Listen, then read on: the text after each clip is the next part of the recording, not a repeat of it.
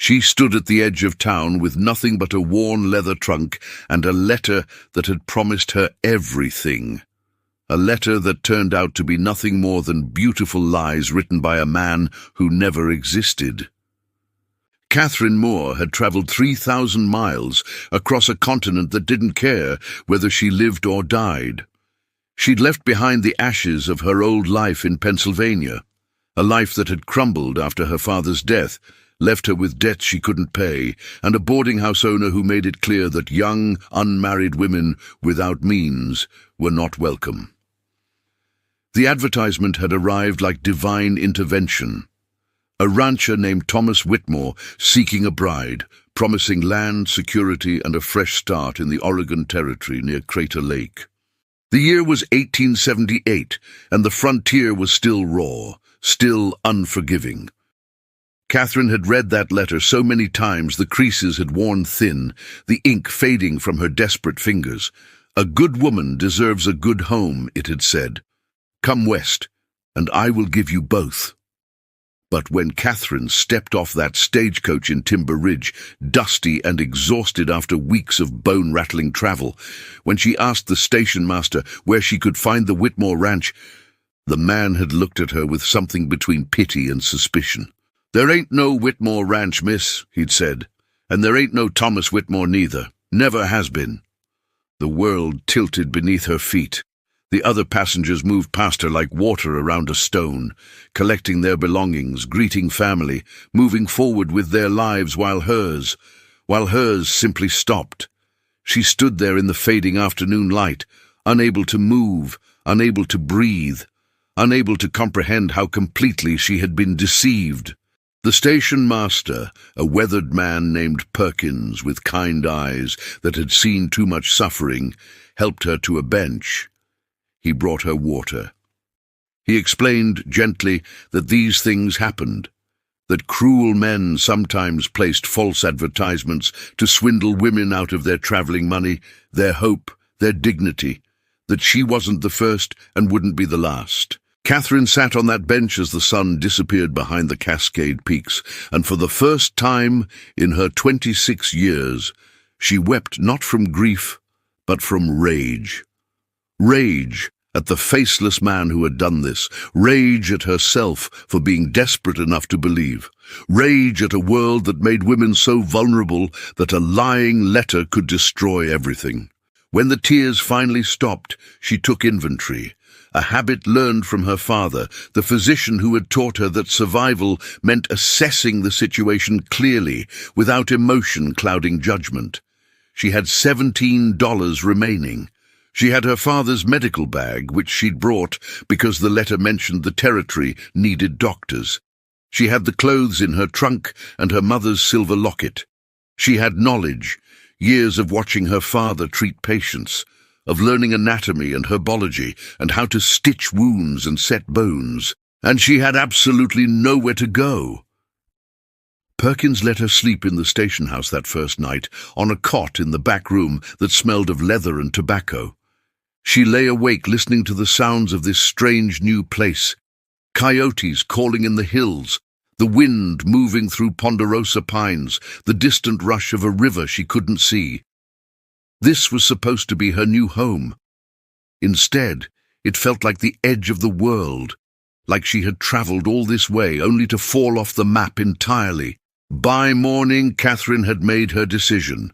She couldn't go back. There was nothing to go back to. The debts in Pennsylvania would mean debtor's prison or worse. Her only option was forward, even if forward meant stumbling blindly into an unknown future with nothing to guide her. She spent her first week in Timber Ridge trying to find work. She knocked on doors, offering her services as a seamstress, a teacher, a housekeeper, anything. But the frontier had its own cruel mathematics. There were too many men and not enough women, which meant the women who were there held their positions jealously, and the men looked at her with assumptions she couldn't afford to entertain. A woman alone was either a wife or a whore in their minds, and Catherine was determined to be neither. The boarding house matron, a severe woman named Mrs. Talbot, allowed her to stay on credit for exactly 5 days, before demanding payment. Catherine gave her $12, nearly everything she had left, for another week's lodging and one meal a day. It bought her time, but time for what, she didn't know. Then came the incident that changed everything. Catherine was walking past the general store when she heard the screaming, a child's scream, high and sharp with pain. She ran toward the sound without thinking, her father's training overriding her exhaustion and despair. Behind the store, a crowd had gathered around a young girl, maybe 8 years old, who had fallen from a wagon. Blood soaked through her dress where a broken spoke had pierced her side. The men stood frozen, uncertain. Someone had gone for the doctor, but the doctor was 3 miles out of town delivering a baby. The girl's father, a weathered man with dark hair and eyes like storm clouds, held her in his arms, speaking to her in a language Catherine didn't recognize, his voice steady despite the terror in his face. Catherine pushed through the crowd. "I can help," she said. The father looked up at her, looked through her, assessing whether this stranger could be trusted with his daughter's life. Whatever he saw in Catherine's face must have convinced him, because he nodded once, sharply. Catherine knelt in the dirt beside them. She opened her father's medical bag, the worn leather case that smelled of carbolic acid and dried herbs, and began to work. She examined the wound, pressed clean cloth against it to slow the bleeding, gave instructions in a calm, clear voice that cut through the panic. She needed water, boiled water. She needed whiskey for disinfecting. She needed space and light and people to hold the child still. The girl, Lucy, her father whispered, was brave beyond her years. She bit down on a leather strap and didn't cry out as Catherine cleaned and stitched the wound with neat, precise sutures her father would have been proud of. The spoke had missed the vital organs by less than an inch, another quarter turn, and they would have been preparing a funeral instead of a recovery. When it was done, when the wound was closed and bandaged and Catherine had given instructions for care and signs of infection to watch for, the father looked at her with something beyond gratitude. It was recognition, the acknowledgement of one survivor seeing another. "You saved her life," he said quietly. His English was perfect, barely accented. "I am in your debt." "No debt," Catherine replied, suddenly aware of how completely exhausted she was, how her hands were shaking now that the crisis had passed. I'm glad I could help." The father's name, she learned, was Daniel Shadowhawk. He was Modoc, living in the hills above town with his daughter. The townspeople spoke of him with respect, tinged with distance. He existed between worlds, belonging fully to neither the indigenous community nor the settler society, accepted by both but truly home in neither. Daniel carried Lucy back to his horse with a gentleness that contrasted sharply with his weathered, powerful frame. Before he left, he turned back to Catherine.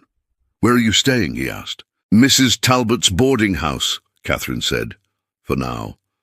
Something flickered across Daniel's face.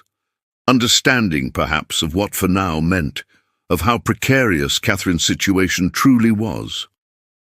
"My daughter will want to thank you," he said, "when she is recovered. Come visit us. Anyone in town can tell you where to find our cabin." It was an invitation Catherine didn't fully understand the significance of, not yet. Not until 3 days later, when Mrs. Talbot informed her that the week was up, and unless she could pay for another, she would need to vacate the premises.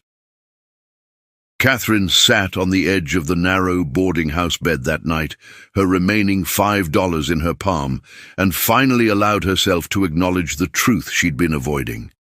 She had absolutely no idea how to survive out here, and that was where her story truly began. Catherine woke on her last morning at Mrs. Talbot's with a clarity born of absolute desperation.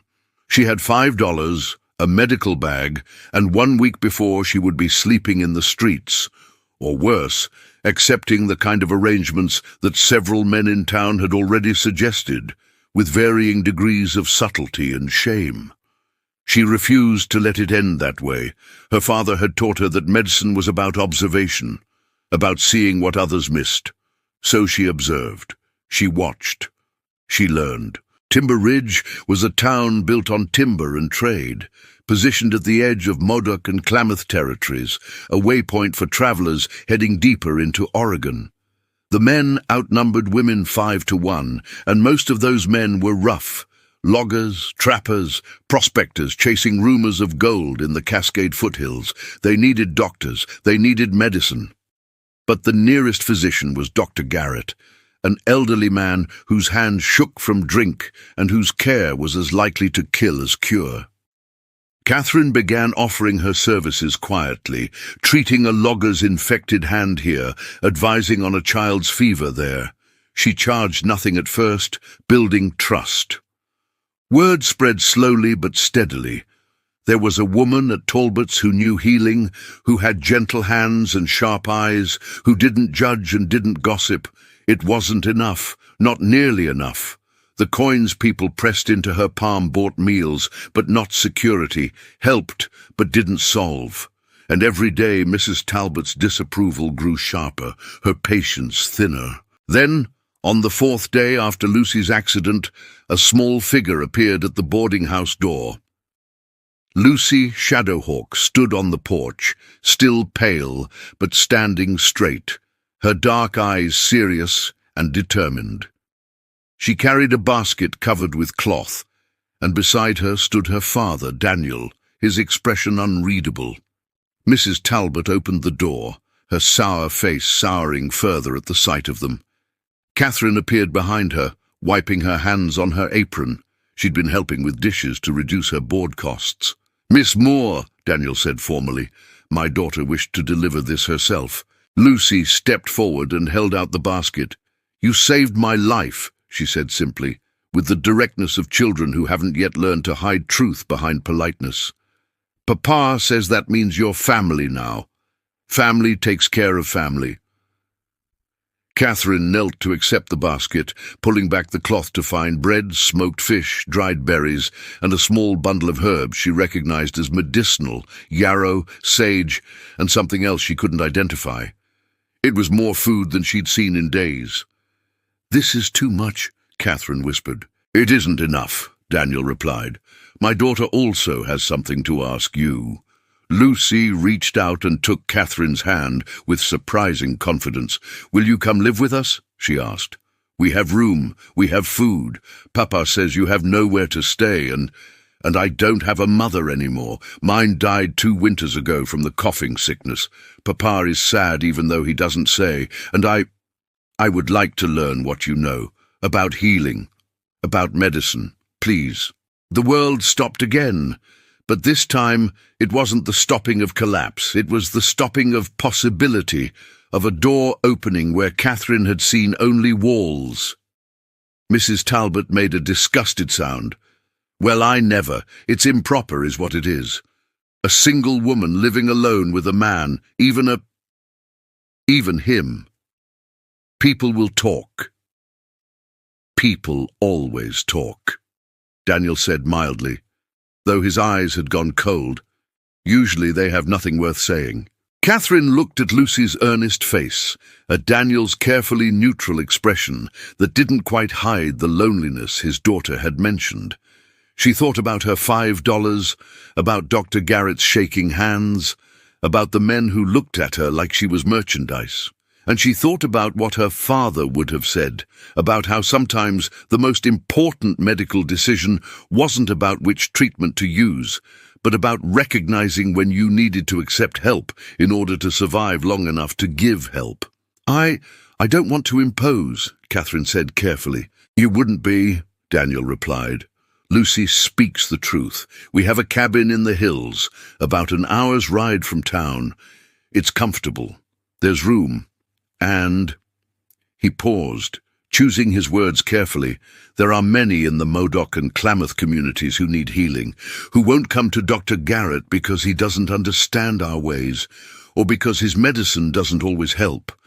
If you were willing to learn our remedies while teaching Lucy yours, it would be an exchange, not charity." An exchange, not charity.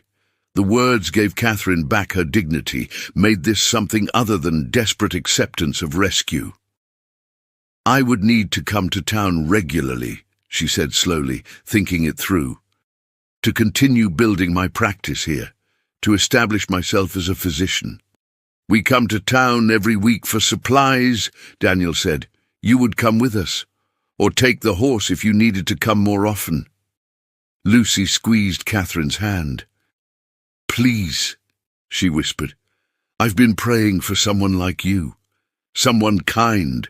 And there it was, the thing Catherine couldn't resist, not the food or the shelter or even the opportunity, but the raw, honest need in this child's voice, the echo of the person Catherine herself had been not so long ago, desperate for someone to see her, to value her, to offer her a place in the world. "I'll come," Catherine said. I'll try it, for a while, to see if it works." Lucy's face transformed with joy, pure, uncomplicated joy that made Catherine's chest ache. Daniel nodded once, something like relief crossing his features. "Gather your things," he said. "We'll wait." Catherine packed quickly. It didn't take long when you owned almost nothing. Her trunk, her father's medical bag, her mother's locket around her neck. Mrs. Talbot watched with barely concealed satisfaction at seeing her gone, this inconvenient woman who attracted the wrong kind of attention and paid barely enough to be worth the trouble. As Catherine carried her trunk down the stairs, she caught sight of herself in the hall mirror, dusty, exhausted, her traveling dress worn thin, her face thinner than it had been when she left Pennsylvania. She looked like someone broken, but somewhere in her eyes, somewhere deep, she saw a flicker of something else, something she'd thought lost entirely. Hope. The ride to the Shadowhawk cabin took them away from Timber Ridge, up into the hills where ponderosa pines grew thick and the air smelled of sap and earth and endless sky. Daniel rode ahead on a dark horse, Lucy behind him, while Catherine followed on a gentle mare named Willow, who seemed to know the path by heart. They spoke little during the ride. Catherine was too overwhelmed, too uncertain about what she'd agreed to, but Lucy kept turning in her saddle to smile back at her, as if making sure Catherine was still there, still real, still coming home with them. The cabin appeared suddenly, tucked into a clearing beside a stream that rushed over smooth stones. It was larger than Catherine expected, solidly built from logs and stone, with a covered porch and windows that caught the afternoon light. Smoke rose from the chimney. Herbs hung drying under the eaves. A small garden grew behind the house, protected by a fence. It looked like home. The kind of home Catherine had thought existed only in storybooks and broken promises. Daniel helped her down from Willow, his hands steady and respectful, releasing her the moment her feet touched ground. "Welcome," he said simply. Lucy grabbed Catherine's hand and pulled her toward the cabin, chattering now, the quiet seriousness falling away like a shell. "This is where we live. Papa built it himself after we left the reservation. He says the reservation made people sick with sadness, that we needed space and trees and freedom. Inside there's a big room with a fireplace and Papa's books. He has lots of books, and my room is small, but there's a window where I can see the stars. And there's another room that was—" She stopped suddenly, her voice dropping. "That was Mama's sewing room, but she's gone now, so it could be yours." Catherine's throat tightened. "Lucy, are you sure? Your father might not—" "He already cleaned it," Lucy said. "Yesterday, after I told him I was going to ask you. He said if you said yes, we should have everything ready. Papa he's very prepared." Inside, the cabin was beautiful in its simplicity. The main room held a stone fireplace, a sturdy table, shelves lined with books and herbs and carved wooden figures. The floors were swept clean. Everything had its place. The mark of someone who had built order out of chaos, who had survived grief by creating structure. Daniel showed her the room, small but bright, with a window overlooking the stream, a bed with a quilt, a chest for her clothes, a small desk. "It's not much," he said. "It's perfect," Catherine whispered. And it was. After weeks of uncertainty, of sleeping in a boarding-house room that smelled of other people's misery, this felt like sanctuary. That first evening, they ate together at the wooden table, venison stew that Daniel had prepared, bread Lucy had helped make, wild greens Catherine didn't recognize, but that tasted bright and alive. The conversation was careful, polite, feeling out boundaries. Daniel asked about her father, about her training. Catherine asked about Lucy's education, about their life here.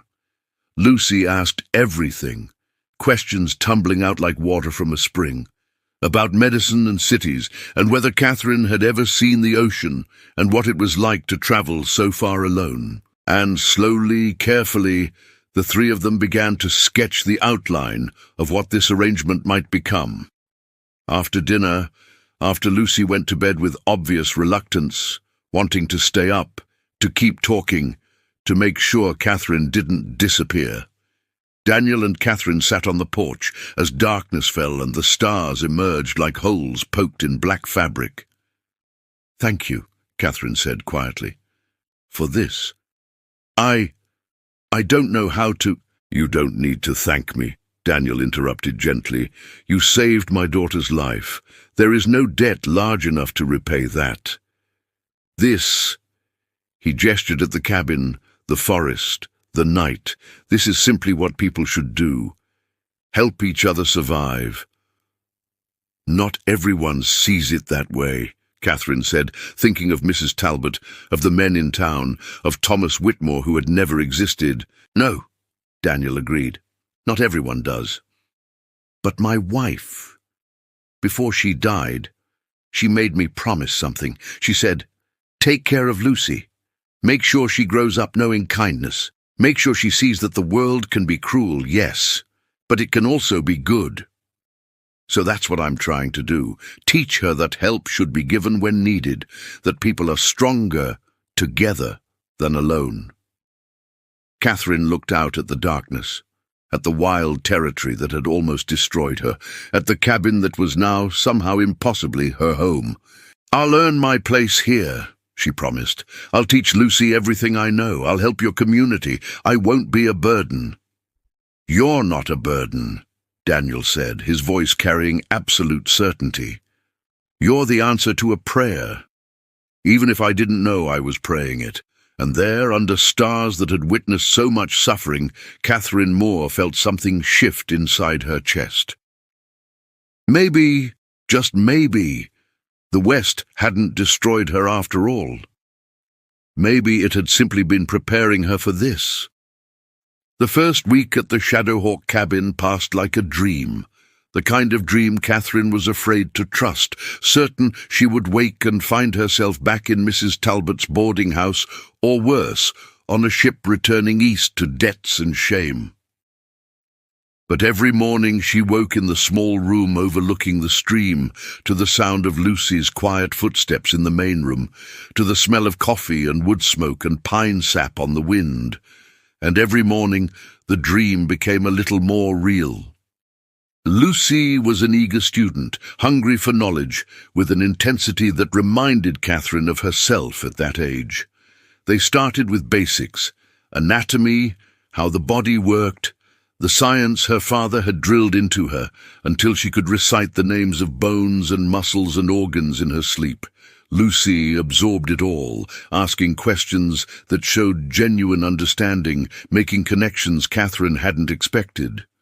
But what Catherine hadn't anticipated was that she would become a student as well. Daniel and Lucy knew plants, not just their names, but their spirits, as Lucy described it. The medicine wasn't just in the physical properties, but in the relationship between plant and person, between remedy and intention. They taught her about roots that reduced fever, leaves that drew out infection, bark that eased pain. Some of these Catherine recognized from her father's pharmacopoeia. Others were completely new. "Western medicine wants to separate things," Daniel explained one afternoon as they walked through the forest, gathering mushrooms that grew on fallen logs. "Break everything down into parts. understand each piece individually. That's valuable, but it's not complete. Our medicine understands that everything is connected. The body isn't separate from the mind. The person isn't separate from the land. Healing happens in the spaces between things, not just in the things themselves. Catherine listened, her medical training pushing back against some of what he said, even as another part of her recognized truth in it. She'd seen her father treat symptoms while missing the larger picture. She'd seen medicine that addressed the disease but ignored the person. Can both be true, she asked. Can we use Western techniques and indigenous wisdom together? Daniel smiled, one of his rare, genuine smiles that transformed his usually serious face. That's the question I've been hoping you would ask, he said. Yes, they can work together. Should work together. But it requires being open, being willing to learn, being humble enough to admit that no single tradition has all the answers. So they created something new, a hybrid approach that combined Catherine's surgical precision and anatomical knowledge with the Shadowhawk's herbal expertise and holistic philosophy. They treated a trader's infected wound with both antiseptic cleaning and a poultice of yarrow and honey. They helped a woman's difficult pregnancy with both positioning techniques and spiritual ceremony. They set bones with splints and prayers. And slowly, word spread through the communities, both settler and indigenous, that something unusual was happening in the hills above Timber Ridge. The Shadowhawk cabin became a place of healing. Catherine continued traveling to town each week, treating patients there, slowly building her reputation. Daniel always accompanied her, partly as guide, partly as protection. A woman traveling alone faced dangers, but a woman traveling with Daniel Shadowhawk, people thought twice before causing trouble.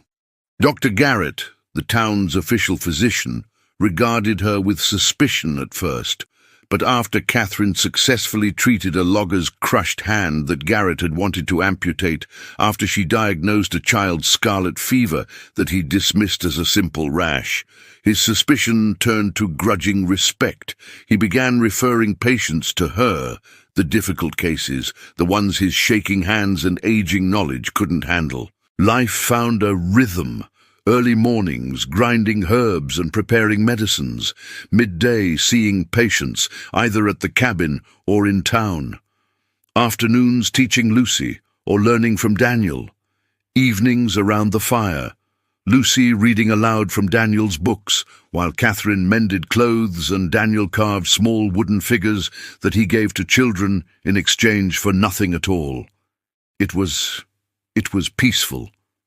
The kind of peace Catherine had never known, growing up in a city where every day was noise and urgency, and her father's patients dying despite everything they tried. But peace on the frontier was always fragile. 2 months after Catherine arrived, a man named Coulter rode up to the cabin, a rough prospector who'd been turned away from Daniel's home before. He'd heard about the woman doctor, he said. His partner was sick with fever, probably pneumonia, up at their claim in the mountains. Would she come? Catherine looked at Daniel, reading the wariness in his face. You don't trust him, she said quietly. He's caused trouble before, Daniel replied. He and his kind, they see this land as something to extract from. They don't respect the people who are here first. They don't respect anything but gold. But his partner is sick, Catherine said. If it's pneumonia without treatment, he could die, Daniel finished. Yes, I know. The unspoken hung between them. Daniel's wife had died of pneumonia. The disease was personal, was grief carved into memory. I have to go, Catherine said softly. It's what I'm here for, to help. Daniel looked at her for a long moment, something complicated moving behind his eyes. Then he nodded. Then we go together. I won't let you ride into the mountains alone with Coulter. Lucy wanted to come too, but Daniel was firm. She would stay with a neighboring family, the Johnsons, until they returned. Lucy protested until Catherine knelt beside her. I need you to do something very important, Catherine said. I need you to prepare fever remedies while we're gone. The willow bark tea, the elderflower tincture. Can you do that? Can you be my assistant even from here?" Lucy's face grew serious with responsibility. "I can do it," she promised. The ride to Coulter's claim took half a day, climbing higher into the Cascades where the air grew thin and cold. Coulter talked constantly about gold, about strikes he'd almost made, about how the government should just clear out all the Indians and give the land to white men who'd actually use it properly. Daniel said nothing, his jaw tight, his eyes forward. Catherine wanted to argue, to defend him, but she could feel Daniel's silent message: don't engage, don't give Coulter anything to use against them later. The claim was a ramshackle tent and crude lean-to beside a stream that ran muddy from their sluicing operations. Coulter's partner, a young man named Webb, lay on a bedroll inside the tent, burning with fever, his breathing labored and wet. Pneumonia. Advanced. Catherine had heard it too many times not to recognize that sound, the rattle of fluid in lungs fighting for air. She went to work immediately, Daniel helping her, checking Webb's breathing, listening to his chest with the stethoscope her father had given her, mixing remedies from the supplies they'd brought. Willow bark for fever, a poultice for his chest, steam inhalation with herbs to help clear his lungs. But as she worked, as darkness fell and Coulter made a fire outside, Catherine felt it, the wrongness, the way Coulter kept watching her, kept making comments about how pretty she was, how wasted on living with an Indian, how a woman like her could do better. Daniel stayed close, his presence a wall between Catherine and Coulter's increasingly aggressive attention. But they were 2 against 1 in an isolated camp, hours from help. Webb's fever broke near midnight, not fully, but enough that he could swallow broth, enough that Catherine knew he would likely survive if they continued treatment. She told Coulter they would stay the night, continue care in the morning, then return to the cabin. Coulter smiled in a way that made Catherine's skin crawl. "You'll stay the night," he agreed. "That's real neighborly of you." Catherine and Daniel took turns keeping watch, one tending Webb, one staying alert. During Catherine's watch, around 3 in the morning, she noticed Daniel wasn't sleeping despite it being his rest period. He sat near the tent entrance, his rifle across his lap, his eyes on the darkness where Coulter had supposedly gone to sleep. "You think he'll try something?" Catherine whispered. "I think men like him always try something," Daniel replied quietly. "They see what they want, and they take it. They've been taking from my people for decades. They won't stop because of laws or decency. They stop when someone stops them." Nothing happened that night, perhaps because Daniel made it clear he was ready for trouble, perhaps because even Coulter had some sense of self-preservation. By morning, Webb was conscious and improving. Catherine left detailed instructions for his continued care, left medicines, made Coulter promise to bring Webb to town for follow-up treatment. As they prepared to leave, Coulter caught Catherine's arm. "You ever get tired of playing house with Tonto up there?" he said, his voice low and ugly. "You come find me. I'll show you what a real man—" He didn't finish. Daniel was there, moving faster than Catherine had ever seen him move, his hand on Coulter's wrist, twisting. Coulter yelped and stumbled back. "Touch her again," Daniel said quietly, his voice absolutely calm, absolutely deadly, "and they won't find enough of you to bury." They rode back to the cabin in tense silence, Catherine shaking with anger and residual fear, Daniel's face carved from stone. It wasn't until they were almost home, until the cabin appeared through the trees, that Daniel finally spoke. "I'm sorry," he said. "I'm sorry you had to see that. Sorry you had to be here, in a place where men like him—" He stopped, struggling for words. "It's not your fault," Catherine said. "Men like him exist everywhere. East, west, doesn't matter. It's not about geography. It's about—" She paused. "It's about people who see other people as things, as property, as obstacles." Daniel nodded slowly. My wife used to say something similar. She said the real divide wasn't between Modoc and white, wasn't between Christian and traditional. It was between people who had compassion and people who didn't. People who could see others' humanity and people who only saw their own. She sounds wise, Catherine said softly. She was, Daniel replied, his voice carrying old pain. She was extraordinary, and I miss her every day. They rode the rest of the way in companionable silence, different from the tense quiet before. This was the silence of understanding, of shared experience, of two people who had survived something together. Lucy ran out to meet them when they arrived, relief flooding her face. I made all the remedies, she announced proudly, and I helped Mrs. Johnson with her sore throat, and she said I was a natural healer, and she stopped, looking between them. What happened? Are you okay? We're fine, Catherine assured her, dismounting and pulling Lucy into a hug. We're home, and Webb will recover. We did good work. That night, after Lucy was asleep, Catherine sat on the porch watching stars emerge. Daniel joined her, 2 cups of tea in hand, his own blend, something that tasted of mint and pine, and the mountains themselves. Thank you, Catherine said, for today, for... She gestured helplessly, unable to articulate everything she meant. We protect each other, Daniel said simply. That's what family does. Family. The words settled over Catherine like a blanket, warm and sheltering and completely unexpected. Is that what we are? She asked quietly. Family. Daniel considered the question carefully. He always did, never speaking without thought.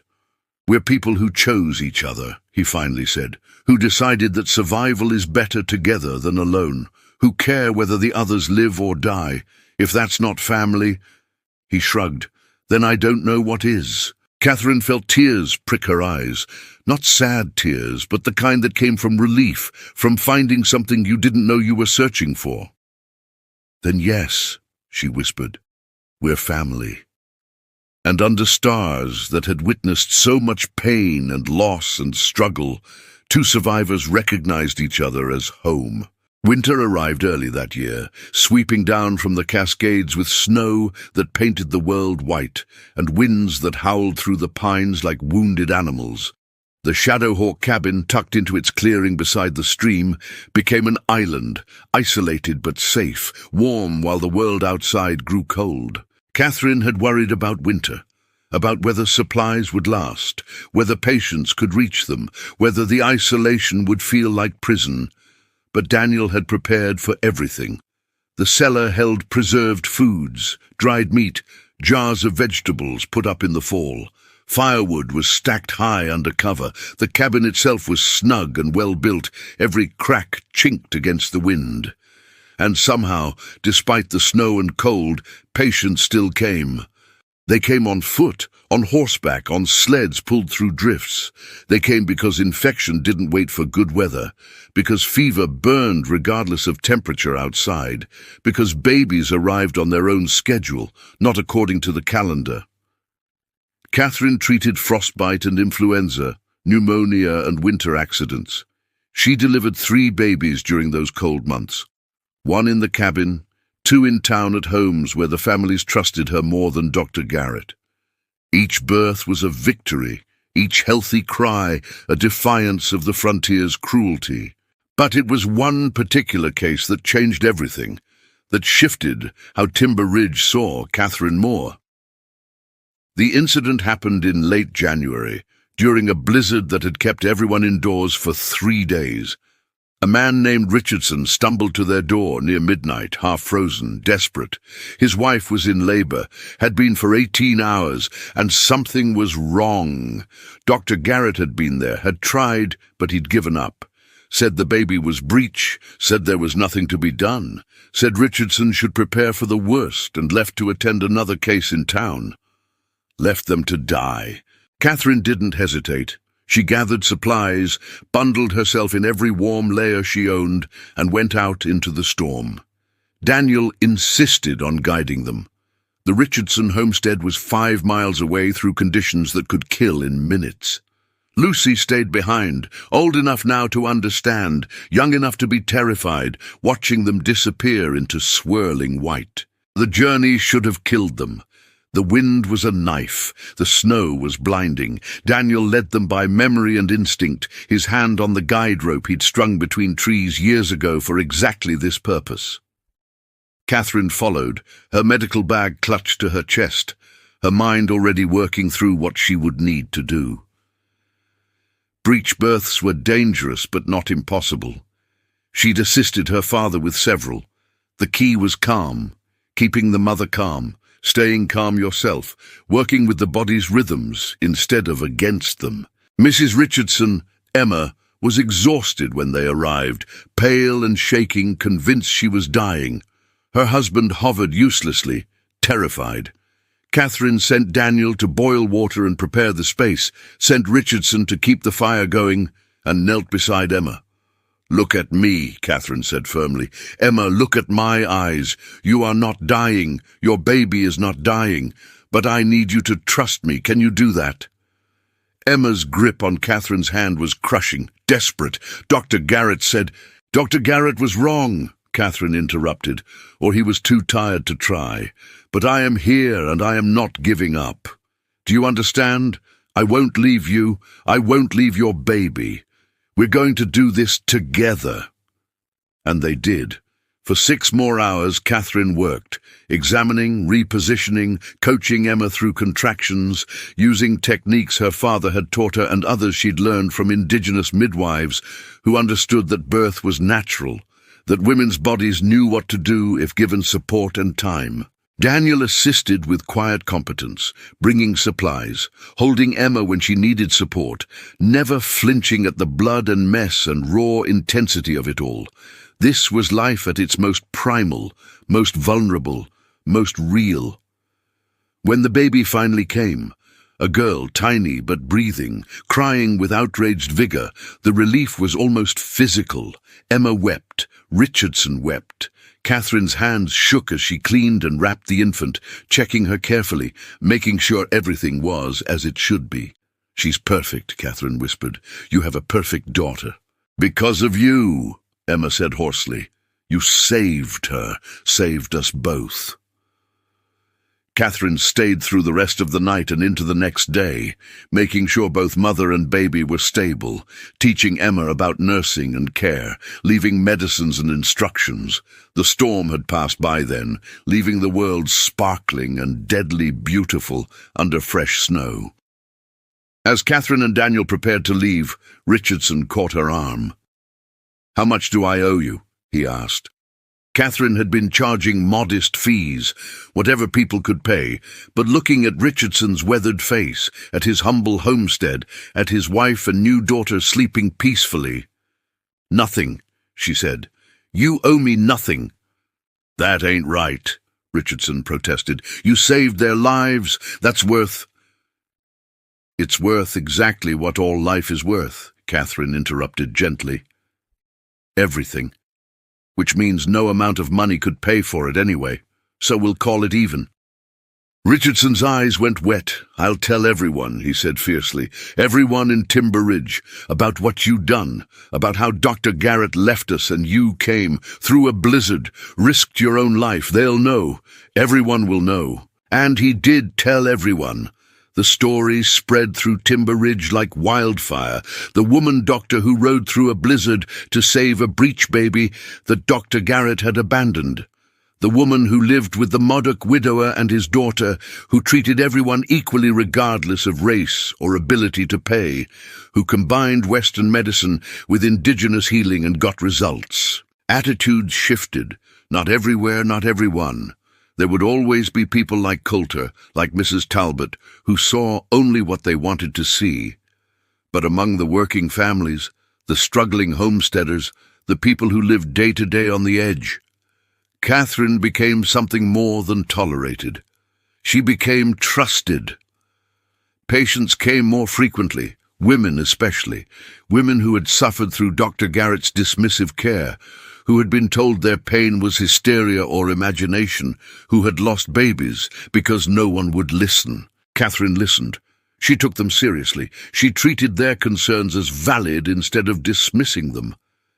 And word spread further, into the Modoc and Klamath communities, to the small settlements scattered through the territory. The woman doctor, who understood both ways of healing, who respected tradition while using new techniques, who saw people, not problems. By spring, Catherine had more patients than she could handle alone. Lucy, now 9 and remarkably skilled, began assisting more regularly. Daniel built an addition to the cabin, a separate room for examinations and treatment, with shelves for medicines and a table for procedures. The cabin wasn't just a home anymore. It was a clinic, a place of healing, a bridge between worlds that usually stood separate. One afternoon in March, as snowmelt swelled the stream and the first flowers pushed through mud, Dr. Garrett himself rode up to the cabin. Catherine met him on the porch, wary. Garrett was in his 60s, stooped and tired-looking, his face marked by decades of frontier medicine and the whiskey he used to dull the memories of patients he couldn't save. "Miss Moore," he said formally, "I've come to talk business." "I'm listening," Catherine replied, not inviting him inside. "Not yet." Garrett sighed, dismounting stiffly. "I'm getting old," he said bluntly. "My hands shake, my eyes are going, my mind, it's still sharp enough to know that I'm not sharp enough anymore. I've been the only real doctor in Timber Ridge for 15 years, and I'm done." Catherine waited, sensing something important coming. "I'm retiring," Garrett continued, "moving to Portland to live with my daughter, which leaves Timber Ridge without a physician. Unless—" He looked at her directly. "Unless you're willing to take over my practice, my office in town, my supplies and equipment, my patients." Catherine's breath caught. "I'm not licensed," she said. "I never finished formal medical school. My father trained me, but—" "Licenses don't mean much out here," Garrett interrupted. "Results do, and your results—" He shook his head admiringly. "Emma Richardson's baby should have died, probably Emma too. That logger's hand I wanted to amputate, he's using it again, working. The fever cases, the difficult births, the infections. You're saving people, Miss Moore, more than I did even when I was younger." "I work with Mr. Shadowhawk," Catherine said carefully. "Use his knowledge, his remedies. I wouldn't want to stop that." "Then don't," Garrett said. "Keep doing exactly what you're doing, but do it officially. Let the town recognize you as their physician. Take the responsibility and the respect that comes with it." The word hung between them. Respect. The thing Catherine had been chasing without naming it. The thing that had been stolen from her when Thomas Whitmore's letters turned out to be lies. "I'll need to think about it," Catherine said. "Of course," Garrett replied. "I won't be leaving until May. Take your time. But Miss Moore—" He paused. "You're good at this, better than I ever was. Don't let anyone, including yourself, tell you otherwise." After he left, Catherine sat on the porch, feeling dizzy. Official physician of Timber Ridge. Her own practice. Recognition. Legitimacy. Daniel found her there an hour later, staring at nothing, lost in thought. "What did Garrett want?" he asked, settling beside her. Catherine explained, her voice uncertain. When she finished, Daniel was quiet for a long moment. "What do you want?" he finally asked. I don't know," Catherine admitted. "Part of me wants it desperately, the validation, the security. But another part—" She gestured at the cabin, at the forest, at the life they'd built. "I don't want to lose this. What we have here, the balance." "You won't lose it," Daniel said. "Having an office in town doesn't mean leaving us. It means expanding, growing, reaching more people. Isn't that what healing is about?" "What about you?" Catherine asked. "And Lucy? I'd be gone more, busier, and people in town, they'd talk even more about our arrangement, about us living together, working together. Some would say it's—" She stopped, unable to voice the accusations she knew would come. "Improper," Daniel supplied, his tone dry. "Scandalous? Let them talk. They've been talking for months. It hasn't hurt your reputation. If anything, people respect that you don't care what narrow minds think. Lucy burst through the door, home from studying with the Johnson children. "What are we talking about?" she demanded. "Dr. Garrett wants Catherine to take over his practice," Daniel explained. Lucy's eyes went wide. "You mean you'd be the real doctor? The official one? Catherine, you have to say yes, you have to." "It's more complicated than—" Catherine began. "It's not complicated," Lucy interrupted with the absolute certainty of 9-year-olds. "You're a doctor. You're the best doctor. Everyone knows it. Even the people who didn't like you at first know it now. Mama used to say that doing the work doesn't matter if nobody recognizes you for it. That women especially have to claim their place, or men will just take it. So claim it, Catherine. Take what you've earned." Catherine looked at this fierce, brilliant child who had somehow become her daughter in everything but name. At Daniel, who watched her with calm confidence, believing in her even when she doubted herself. And she thought about her father, who had trained her despite society saying women shouldn't be doctors, about her mother, who had supported that decision despite the scandal, about Thomas Whitmore's lies that had brought her here, and how those lies had somehow led to truth. "Yes," Catherine said, the word feeling like stepping off a cliff, or maybe like flying. "Yes, I'll do it. I'll become the physician of Timber Ridge." Lucy whooped with joy, throwing her arms around Catherine. Daniel smiled, that rare, genuine smile that transformed his face. "Good," he said simply. "It's what you were meant for." That evening, they celebrated with a special dinner, and as Catherine looked around the table at Lucy chattering excitedly about all the things they could do with a real office, at Daniel listening with patient amusement, at this family they had built from loss and chance and desperate hope, she realized something profound. She had come west as Catherine Moore, a woman broken by betrayal, with nothing but a medical bag and $17.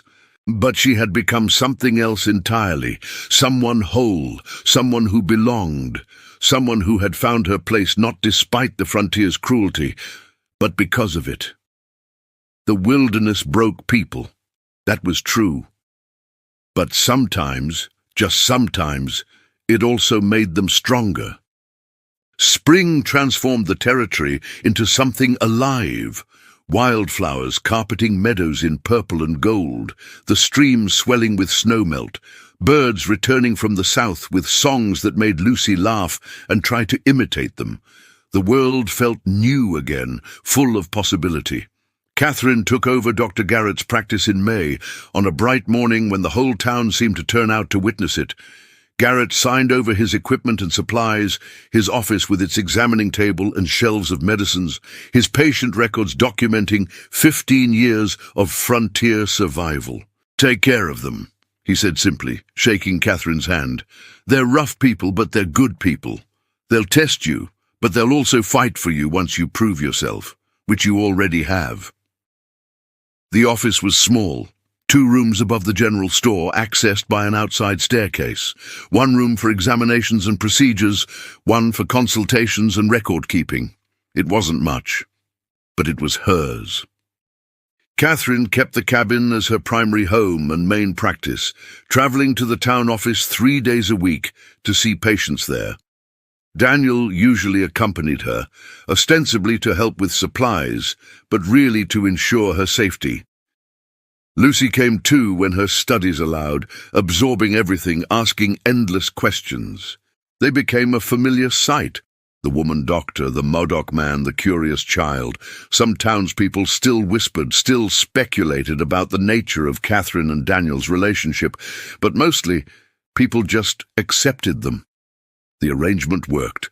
Patients got healed. That was what mattered. But as months passed, as spring became summer and the days grew long and warm, Catherine found herself thinking about those whispers more than she wanted to admit, because they weren't entirely wrong. Something had shifted between her and Daniel, something subtle but undeniable. It was in the way he watched her when he thought she wasn't looking, in how her breath caught when his hand accidentally brushed hers, in the comfortable silences that felt more intimate than words. They were partners in healing, co-parents to Lucy, survivors who had built a life together. But underneath, Catherine didn't let herself think about what else they might be. It felt dangerous, complicated. She was still technically a guest in Daniel's home, dependent on his generosity, and he was still grieving his wife, still wearing the grief like a coat he couldn't remove. Except one evening in June, Lucy forced the question into the open. They were sitting on the porch after dinner, watching the sun paint the sky orange and gold. Lucy had been unusually quiet all day, withdrawn in a way that worried Catherine. "What's wrong, little one?" Catherine asked, pulling Lucy close. Lucy was quiet for a long moment. When she finally spoke, her voice was small, uncertain. "Jenny Miller at school said, you're not my real mother, that my real mother is dead, and you're just someone who lives here. Is that true?" Catherine's chest tightened. She looked at Daniel, saw the same pain reflected in his face. "Jenny Miller is technically correct," Catherine said carefully. "I didn't give birth to you. Your mother did, and she loved you more than anything in this world." "But you love me too," Lucy said, not a question but a statement needing confirmation. "I do," Catherine said, her voice fierce. "I love you completely. You're my daughter in every way that matters." "Then why?" Lucy struggled with the words. "Why don't you marry Papa? Then you'd be my mother for real. We'd be a real family." The question hung in the air like smoke. Daniel stood abruptly, walking to the edge of the porch, his back to them. The silence stretched, painful. "Lucy," Catherine began, not knowing how to finish. "Is it because of me?" Lucy asked, tears in her voice now. "Because I'm Modoc? Because people would judge you? Or is it because you don't? Because Papa isn't—" She couldn't finish, couldn't voice the fears clearly eating at her. Daniel turned back, kneeling in front of Lucy. "Listen to me," he said gently. "This has nothing to do with you. You are perfect. Do you understand? Catherine, staying or leaving, marrying or not marrying, none of that changes how much we both love you. But don't you want her to stay forever?" Lucy asked. "Don't you want us to be a family? A real one?" Daniel looked at Catherine, and something passed between them, something raw and honest and terrifying. "I think," Daniel said slowly, "that Catherine and I need to talk about some things. Adult things. And you," he tweaked Lucy's nose gently, "need to go to bed. It's late." Lucy protested but obeyed, hugging them both extra tightly before disappearing inside. When her door closed, silence descended again, different now, charged with everything unspoken. "I'm sorry," Daniel said finally. "She shouldn't have put you on the spot like that." "She's 9, Catherine replied. "She sees things clearly because she hasn't learned to complicate them yet." "And what does she see?" Daniel asked quietly. Catherine took a breath, deciding to be honest, to stop hiding behind propriety and fear.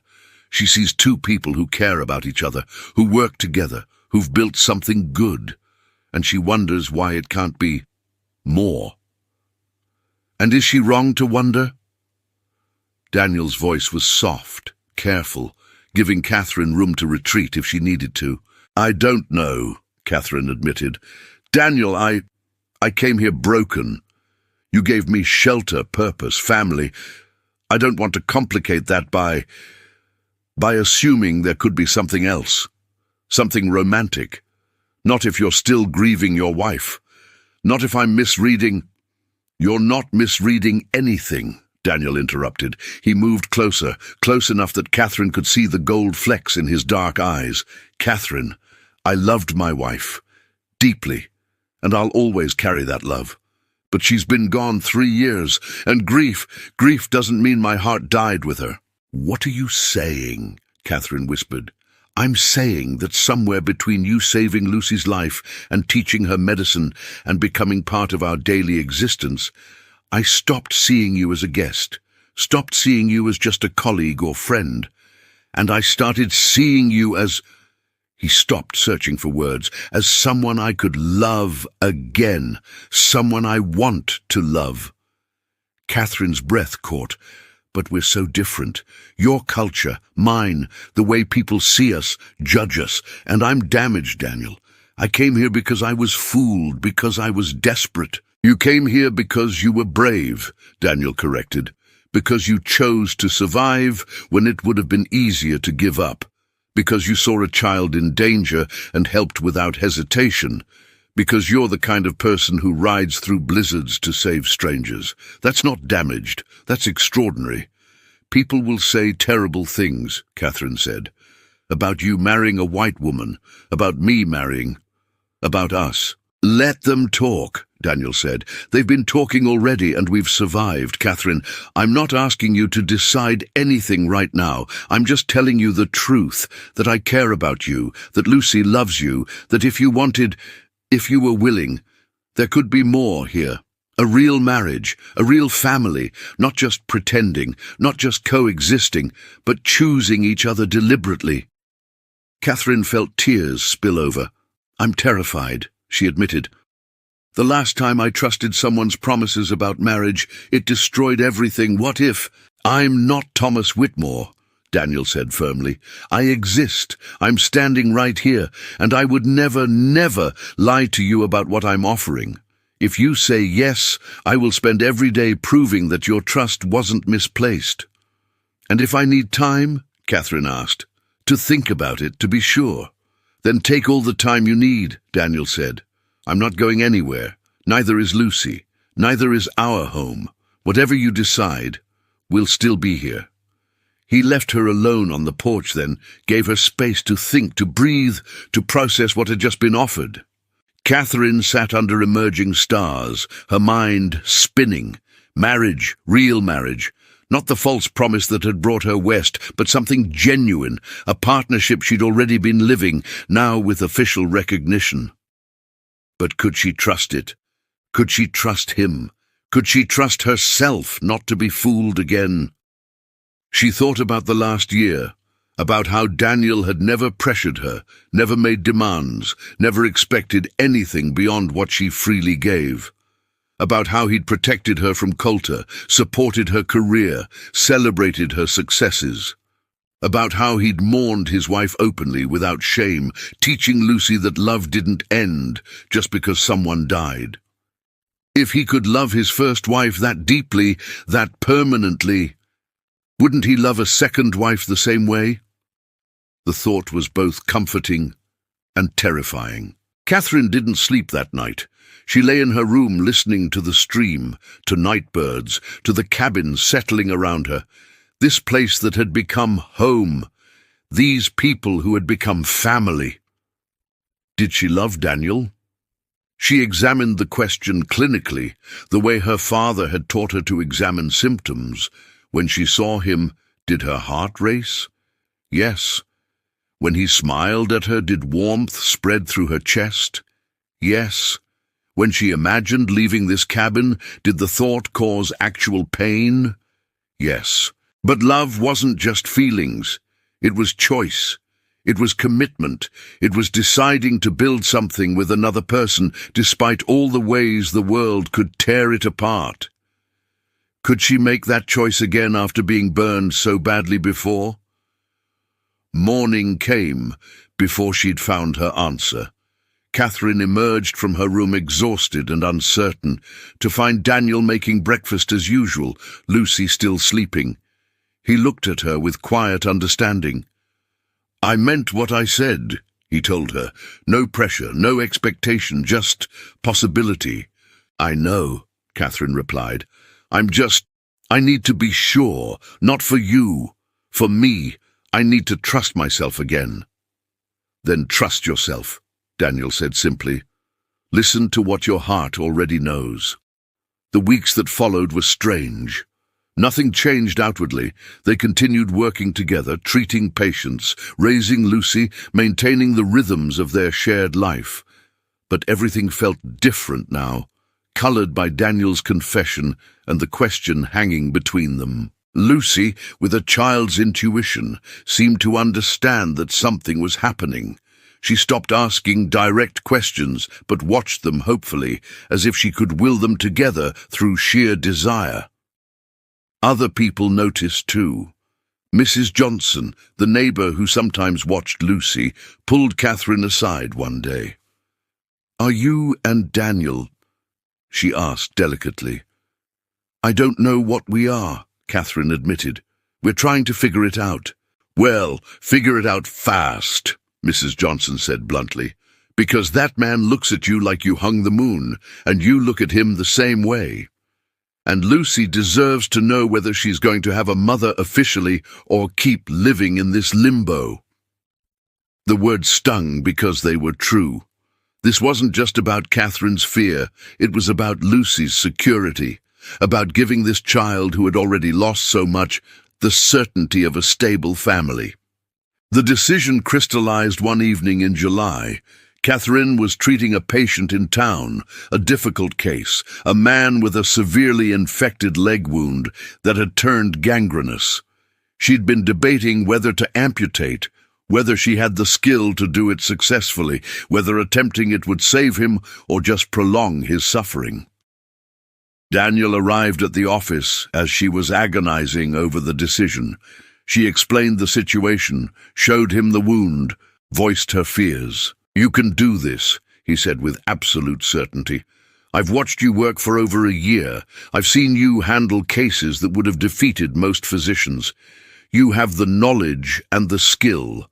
What you need is confidence in yourself." "What if I'm wrong?" Catherine whispered. "What if I cut and he dies anyway?" "Then he dies," Daniel said gently. "But if you don't cut, he definitely dies. At least this way there's hope. And isn't that what medicine is about? Giving people hope when everything else is gone?" Catherine performed the amputation that evening, Daniel assisting.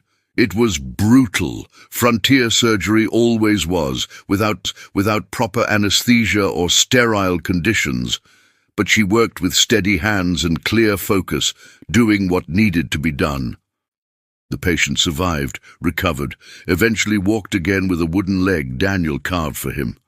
And Catherine realized something fundamental. She had confidence in herself. She'd been proving herself for over a year, successfully treating dozens of patients, building a thriving practice, earning respect from people who had initially dismissed her. The woman who had arrived in Timber Ridge broken and afraid no longer existed. She'd been transformed by survival, by purpose, by the love of people who saw her clearly. She didn't need to be afraid of trusting herself. She'd already demonstrated she could trust. That night, Catherine returned to the cabin to find Lucy already asleep and Daniel sitting on the porch, waiting. She sat beside him, heart pounding. "I have an answer," she said quietly. Daniel went very still. "I'm listening." "Yes," Catherine said. "Yes to more, yes to marriage, yes to being a family officially instead of just in practice, yes to—" Her voice caught. "To trusting that this is real, that you're real, that I deserve this." Daniel cupped her face in his hands, his touch gentle and sure. "You deserve everything," he whispered, "and I will spend the rest of my life making sure you know that." When he kissed her, it felt like homecoming, like finding something she hadn't known she'd been searching for her entire life. When they finally pulled apart, both of them smiling, Daniel asked, "Should we tell Lucy now or wait until morning?" "Are you kidding?" came Lucy's voice from the doorway, where she stood in her nightgown, beaming. "I've been awake this whole time. You're getting married. I'm going to have a real mother." She launched herself at them, and they caught her, the three of them tangled together, laughing and crying and completely, perfectly whole. And Catherine thought, This is what she'd been traveling toward all along. Not the lie of Thomas Whitmore's ranch, but this family, this love, this home built from loss and hope and desperate courage. The frontier had tried to destroy her. Instead, it had given her everything. The engagement, when announced, created exactly the storm of reaction Catherine had expected, some positive, some viciously negative, most somewhere in the complicated middle. Mrs. Johnson was delighted, immediately beginning plans for a celebration. The Richardson family, Emma and her baby daughter whom Catherine had saved, brought gifts and tears of joy. Many of Catherine's patients expressed genuine happiness, seeing the marriage as the natural conclusion of a partnership everyone had witnessed building over months. But others made their displeasure clear. Mrs. Talbot, the boarding-house matron, spread whispers about impropriety and scandal. Coulter and men like him muttered about white women lowering themselves, about Indians getting above their station. Some in the Modoc community questioned whether Daniel was betraying his heritage by marrying outside the tribe. The criticism stung, but it didn't change anything. Catherine and Daniel had survived too much to be deterred by narrow minds and cruel tongues. They decided on a small ceremony, something that honored both their traditions. Daniel's uncle, a Modoc elder named Tall Bear, would perform the traditional indigenous rites. The town's circuit preacher, Pastor Williams, would conduct the Christian ceremony. It would be a blending, just like everything else in their life together. "Is this what you want?" Daniel asked Catherine one evening as they planned. "Or are you agreeing to the traditional ceremony just for me?" "I want it," Catherine said honestly. "I want to honor where you came from, who you are, and I want Lucy to see both traditions celebrated equally. To know that marriage isn't about one person absorbing the other, but about creating something new together." Daniel pulled her close, kissing her forehead. "How did I get so lucky?" he murmured. "We both got lucky," Catherine corrected. "Or maybe we made our own luck by not giving up when everything looked impossible." Lucy was the most excited of anyone, throwing herself into wedding preparations with the intensity she brought to everything. She picked wildflowers and wove them into garlands. She practiced the Modoc songs her father taught her. She sewed a new dress with Mrs. Johnson's help, determined to look perfect for the day her family became official. One afternoon, Lucy asked Catherine a question that revealed depths of thought beyond her years. "Catherine," she said seriously, "will you change your name, become Catherine Shadowhawk?" Catherine considered. She'd thought about this, about names and identity and what marriage meant in terms of self. "I'll be Catherine Shadowhawk," she said. "But I'll keep Moore too. Catherine Moore Shadowhawk. Because I don't want to erase where I came from, but I want to claim where I'm going." "That's a lot of names," Lucy observed. "I'm a lot of person," Catherine replied, grinning. "Why should my name be simple?" Lucy laughed, then grew serious again. "Can I call you Mama, after you're married?" Catherine's throat tightened. "You can call me whatever feels right to you," she said. "Mama, Catherine, anything. The name doesn't matter as much as what's behind it." "What's behind it is that I love you," Lucy said simply. "So I'll call you Mama, because that's what you are." The wedding took place on a Saturday in late August, at the clearing beside the cabin where Catherine had first arrived over a year before. The day was perfect. Warm sun, clear sky, mountains visible in the distance, the stream providing musical accompaniment. About 30 people attended, a small crowd but meaningful. The Johnsons and Richardsons, several of Daniel's Modoc relatives, including Tall Bear and his wife. Some of Catherine's patients from town, Lucy's friends. Even Dr. Garrett made the journey from Portland, wanting to witness what he called the best possible outcome for everyone involved. Catherine wore a simple dress Lucy and Mrs. Johnson had made, cream-colored fabric with traditional Modoc beading along the sleeves, a blend of cultures worked into fabric. Daniel wore traditional clothing for the indigenous ceremony, then changed into formal frontier attire for the Christian rites. Tall Bear spoke first, in Modoc and then English, about partnership and respect, about honoring the earth and each other, about building family through choice and commitment. He performed rituals Catherine didn't fully understand, but participated in with open heart and sincere intention. Pastor Williams followed, speaking about love and faith, about God bringing people together in mysterious ways, about marriage as covenant and promise. His sermon was surprisingly progressive, acknowledging that love crossed boundaries, that families came in many forms, that judgment belonged to God alone. When it came time for vows, Daniel spoke first, his voice steady and strong.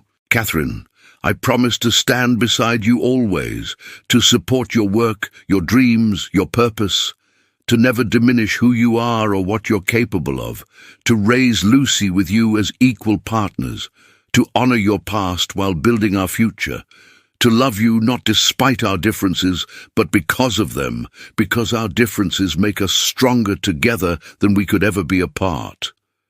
Catherine wiped tears, then spoke her own vows. "Daniel, I promise to be your partner in healing, in raising Lucy, in building our life, to respect your heritage and traditions, to never ask you to be less than who you are, to face whatever the frontier throws at us together, because I've learned that together we can survive anything, to love you fully, not because you saved me, but because you let me save myself while standing beside me the whole time." They exchanged rings. Simple bands Daniel had crafted himself from silver, inscribed with symbols meaningful to both traditions. When Pastor Williams said, "You may kiss your bride," the kiss was witnessed by applause and tears, and Lucy's delighted cheer. Mrs. Catherine Moore Shadowhawk. The name felt right, felt like claiming identity instead of losing it. The celebration afterward was joyful and simple. Food, music, dancing. Daniel's uncle played traditional instruments, while someone from town had brought a fiddle.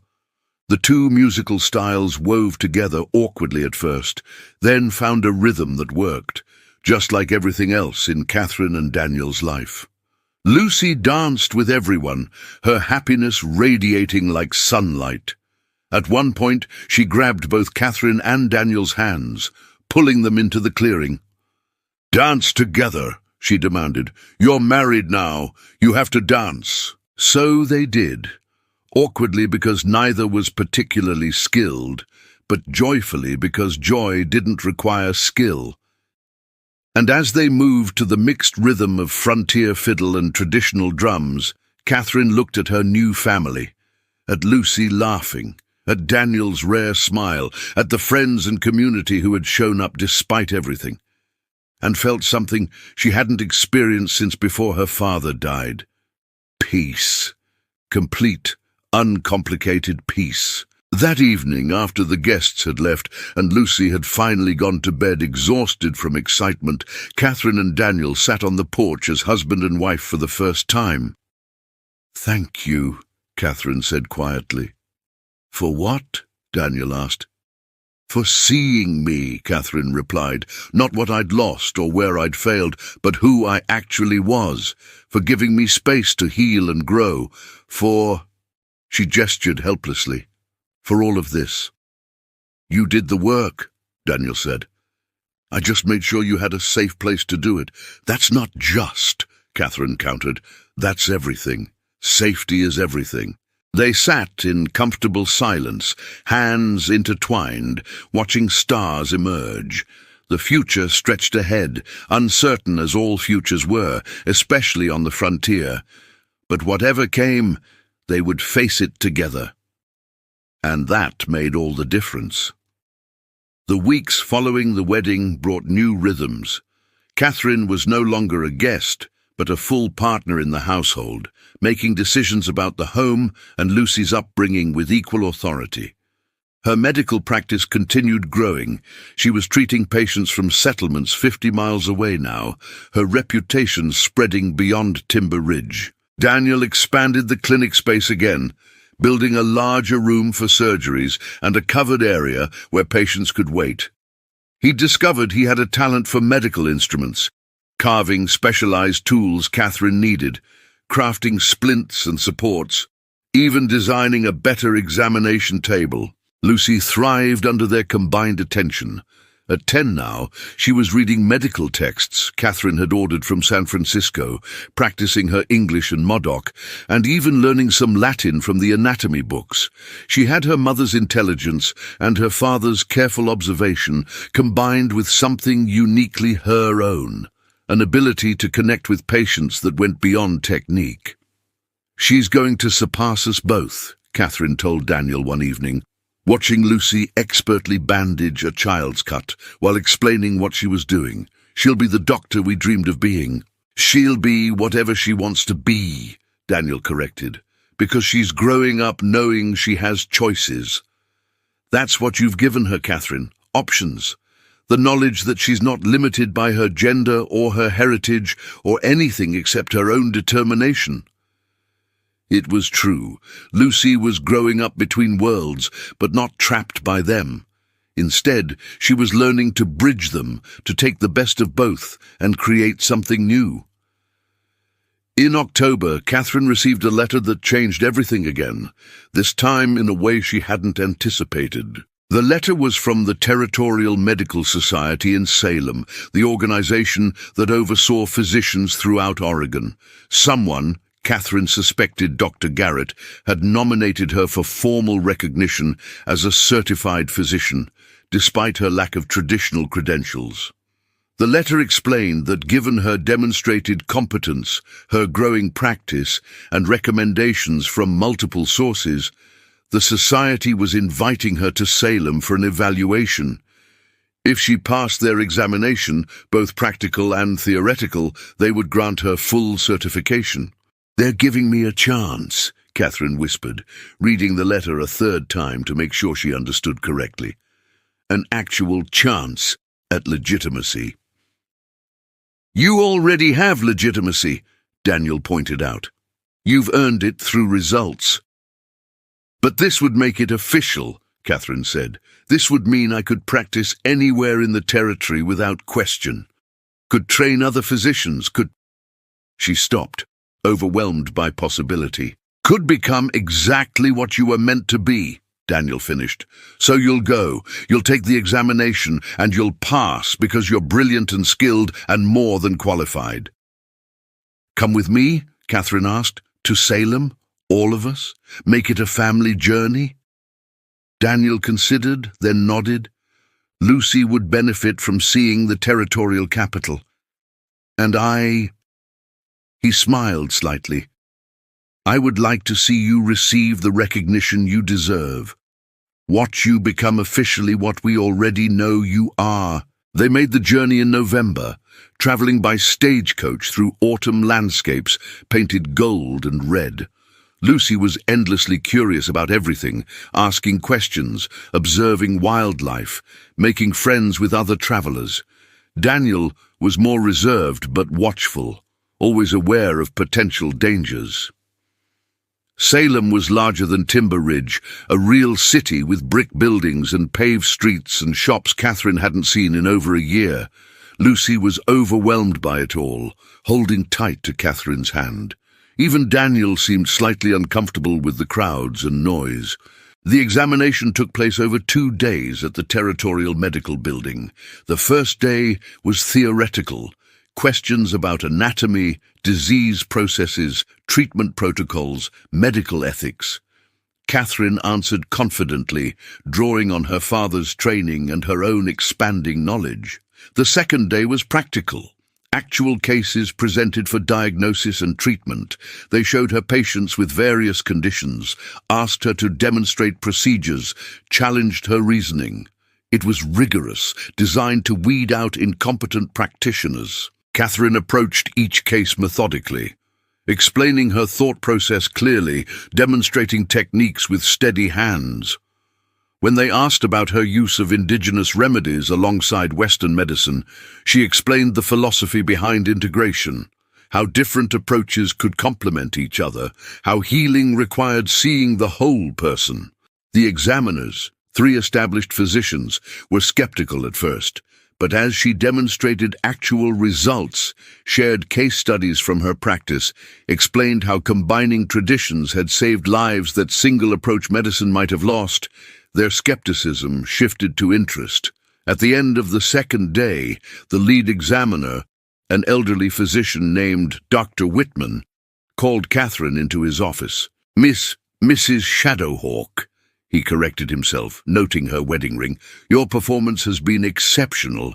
Your theoretical knowledge is solid, your practical skills are impressive, and your approach to integrated medicine is innovative. Controversial, perhaps, but innovative.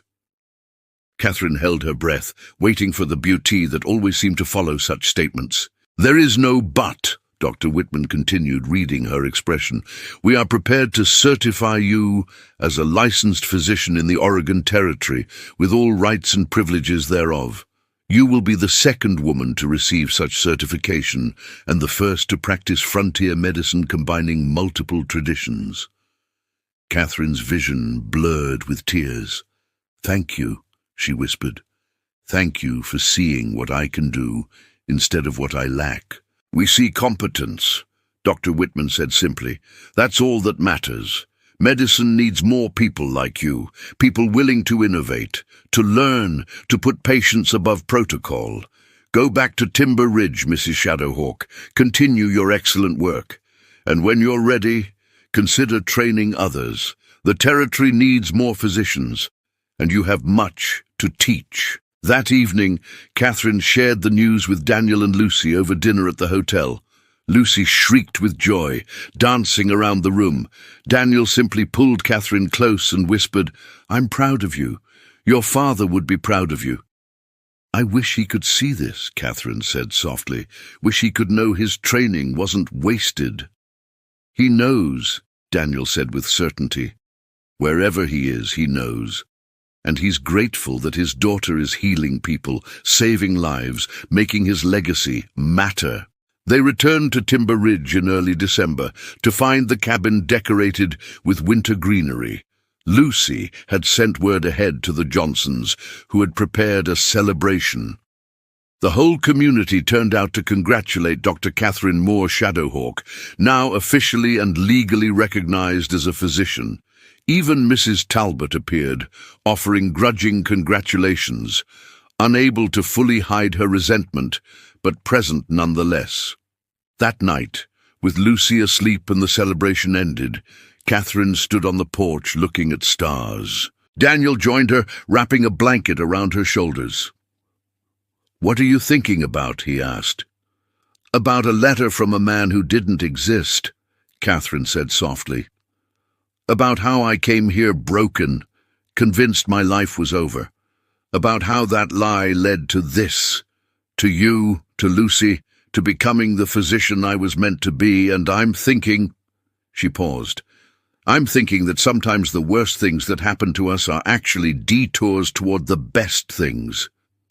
Do you forgive him? Daniel asked. Thomas Whitmore, whoever he was. Catherine considered. I don't forgive the cruelty, she said finally, but I'm grateful for the result. Without his lie, I never would have come west, never would have found you and Lucy, never would have discovered who I could become. So maybe some broken roads lead to the right destinations after all. Or maybe, Daniel suggested, you were always meant to end up here, and the universe just had to get creative about making it happen. Catherine leaned into him, feeling his warmth, his solidity, his absolute presence. Whatever the reason, she whispered, I'm glad I'm here, glad I'm yours, glad we're building this life together. Me too, Daniel said simply. Me too. And under stars that had witnessed so much pain, so much loss, so much struggle, two people who had survived impossibility held each other close and looked toward a future they were building together. One day, one patient, one choice at a time. It was enough. It was more than enough. It was everything. The winter of 1879 brought challenges that tested everything Catherine and Daniel had built, the kind of challenges that revealed whether foundations were solid or merely convenient. It started with disease, an outbreak of diphtheria that swept through Timber Ridge and the surrounding settlements like wildfire. Children were most vulnerable, their small throats closing, their bodies fighting battles they were too young to win. Catherine worked 18-hour days, moving between the cabin clinic and town, treating patient after patient with every tool she possessed. She used Western remedies, antitoxin when available, steam treatments, careful monitoring. She used indigenous medicines, herbs to reduce inflammation, teas to support the immune system. She used prayer, though she wasn't certain who she was praying to. Some children survived, too many didn't. Each death hit Catherine like a blow. Personal failure, even though she knew intellectually that diphtheria was often fatal, that she was doing everything possible. But knowing didn't make it hurt less. Lucy helped tirelessly, moving between patients with water and clean linens, speaking softly to frightened children in both English and Modoc.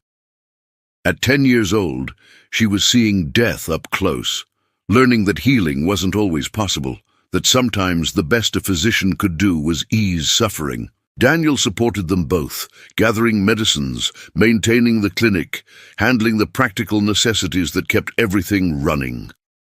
He'd seen epidemics before on the reservation, and he knew the toll they took, not just physically, but spiritually. The crisis peaked in January when 3 children died in a single week, including Jenny Miller, the girl who had questioned whether Catherine was really Lucy's mother. Lucy came home from helping that day and cried for hours, inconsolable. "Why couldn't we save her?" she sobbed into Catherine's shoulder. "We tried everything. We did everything right. Why did she still die?" Catherine held her daughter because Lucy was her daughter now in every way, and struggled to find words that weren't empty platitudes. "Sometimes we do everything right and it's still not enough," she said quietly. "Sometimes the disease is too strong or starts too late, or the person's body just can't fight anymore. That's not failure on our part, that's just how mortality works." "But it's not fair," Lucy cried. "No," Catherine agreed. "It's not fair. Death rarely is. But Lucy, listen to me." She tilted her daughter's face up, making sure Lucy was hearing her. "We saved 12 children during this outbreak. 12 families still have their sons and daughters because of what we did. That matters. That counts. We can't let the ones we couldn't save make us forget the ones we did." "But Jenny mattered too," Catherine said firmly. "And we honor her by continuing to fight for every other child, by learning from what happened, by never giving up, even when it's hard. That's what being a healer means, Lucy. It means carrying the losses, but not letting them stop you." Daniel, listening from the doorway, felt his heart swell with love for this woman who had become his wife, who could be strong for their daughter even while she was breaking inside herself. That night, after Lucy finally slept, Catherine broke. She sat on the floor by the fire and sobbed, for Jenny, for the other children who died, for all the patients she'd failed in her career, for her own father who had died despite his medical knowledge.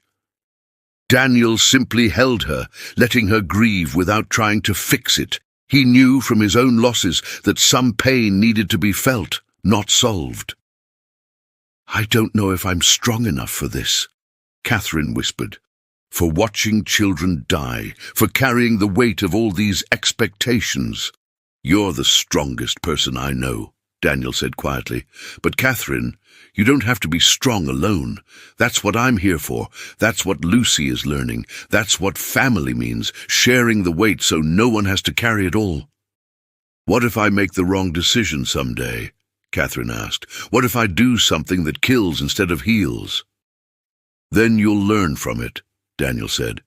"You'll do better next time. You'll forgive yourself because you know you're trying your best. And we'll be here, Lucy and I, reminding you that one mistake doesn't erase all the lives you've saved." Catherine leaned into him, drawing strength from his absolute certainty. "How did you get so wise?" she asked. "Survival," Daniel replied simply. "I've survived losing my home, my people's land, my wife. I've survived grief and prejudice and watching my daughter almost die. You learn wisdom by enduring, and you're still learning, still enduring, still becoming. The diphtheria outbreak finally burned itself out by February. Timber Ridge was left grieving but functional, the surviving children recovering slowly. Catherine was left exhausted, bone-deep tired in ways that sleep couldn't fix. But there was no time to rest, because in March a different crisis emerged. A group of settlers, led by Coulter, the prospector who'd threatened Catherine before, began agitating for the removal of Modoc families from the area. They claimed the indigenous people were taking up valuable land, that their presence was dangerous, that the territory would be better off if they were all sent to reservations. It was poison. The same poison that had destroyed native communities throughout the West. And it was spreading. Daniel was directly threatened. Men rode past their cabin shouting slurs, making it clear that he wasn't welcome, that his marriage to a white woman was an abomination, that if he didn't leave voluntarily, they would make him leave. Catherine was terrified, not for herself but for Daniel and Lucy. She knew frontier violence, knew how quickly words became actions. "We could go," Daniel said one evening, discussing options.